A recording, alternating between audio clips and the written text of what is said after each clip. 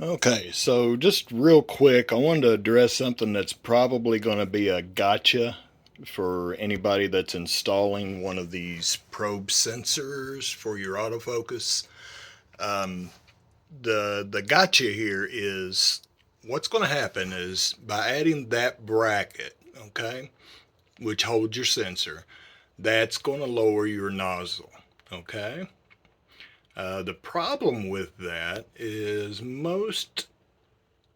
fact, I don't think I've seen it addressed yet in a video where anyone is actually installing this. So when you turn your machine on, the first thing that it's normally going to do is go to zero or go to its corners that you've told it where to look for your limit switches. Okay, in my case, that's up in that right hand corner.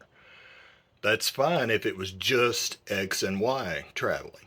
But what happens, part of that homing process, if you have a motorized work table, is it comes up. Okay?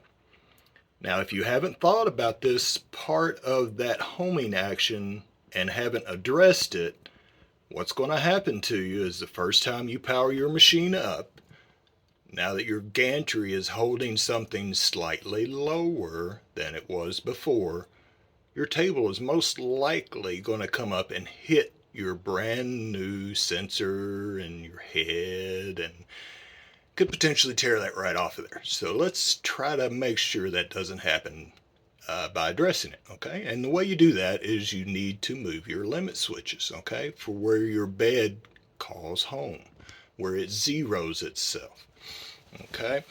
Now, in the installation of one of these probes, basically what you're doing is that probe acts the same as your limit switch, okay?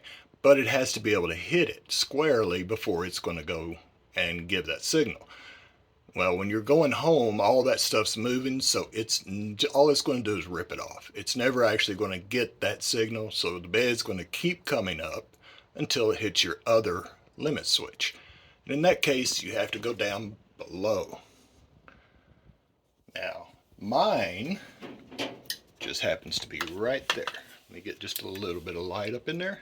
But as you can see, there's an adjustment facility here for that switch, okay? So what you need to do is get your bed to the height that is safe for your current configuration of everything you have hanging below your gantry, and make sure that that limit switch tells the bed to stop at the correct height you want it to. Okay, so if you put one of these or anything on your gantry that makes your tool hang lower than it did before, you're going to have to address this issue. Otherwise, you risk tearing all of your hard work and nice, pretty attachments right off of there. Okay? Simple fix, but if you ignore it, you're going to be mad. Peace.